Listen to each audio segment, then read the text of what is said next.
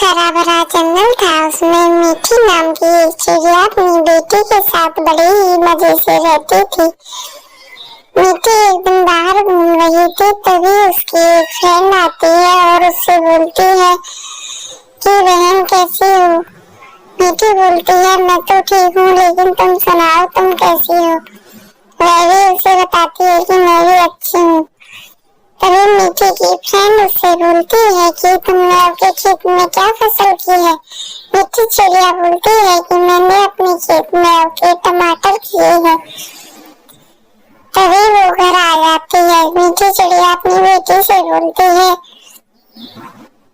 कि बेटी मैं अब खेत के लिए जा रही हूँ, तुम घर पे ही रहना और कोई आए तो किसी से ज्यादा बात करने की जरूरत नहीं है, मैं अभी खेत पर जाके आती हूँ। मीठी चिड़िया घर से निकलकर खेत की ओर चल देती है। वह रास्ते में जा ही रही होती है और जाते जाते वह फसल के पास पहुंच जाती है तो वह देखती है कि मेरे टमाटर काफी हद तक पक चुके हैं, क्यों न मैं इनमें थोड़ा सा पानी और दे दूं। वह पानी लगाती है और सोचती है कि कल से मैं अपने टमाटरों की तुड़ाई चालू करूंगी। तभी वह पानी देते हुए कहती है कि शुक्र है अब तो किसी ने टमाटरों की चोरी नहीं की। लेकिन इसी बात को एक कौवा सुन रहा होता है।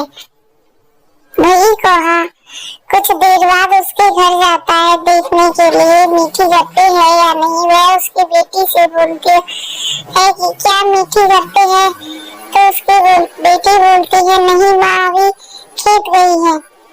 तभी वह सोचता है कि अब तो मीठी आ गई होगी और वह अपनी चिड़ी के साथ टमाटर चोरी करने के लिए मीठी के खेत में आ जाता है। दूसरे दिन मीठी डलिया लेकर टमाटर तोड़ने के लिए जाती है तो अंदर जाकर देखती है कि टमाटर की फसल किसी ने खराब की है। वह थोड़े से टमाटर लेकर घर की ओर आ जाती है और सोचती है कि मैं उसको आज रात में ही रंगे हाथों पकड़ लूंगी, वह मेरा बहुत नुकसान कर रहा है।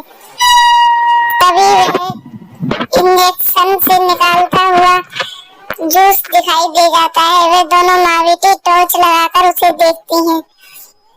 तब तो वह कुछ नहीं कहती। फिर दूसरे दिन वह अपनी जाती है गांव में एक गाड़ी मांगकर, किसी से वह गाड़ी मांगकर लाती है। वह गाड़ी मांगकर लाती है और उसकी खेत की ओर चल देती है। खेत में जाते पहुंचते पहुंचते उसे काफी देर हो जाती है। फिर वह अपनी गाड़ी को खेत में खड़ा करके सारे टमाटर उसमें भर लेती है। उसके बाद वह सारे टमाटरों को बाजार में बेचने के लिए चल देती है और बाजार में जाकर अपनी रेहड़ी लगाती है। तभी वह कौवा वहां आ जाए और उससे हाथ जोड़कर माफी मांगता है कि अब मैं ऐसी गलती दोबारा नहीं हूँ। मीठी चिड़िया ने भी उसे टमाटर दिए। आप भी मेरे चैनल को लाइक शेयर और सब्सक्राइब करें।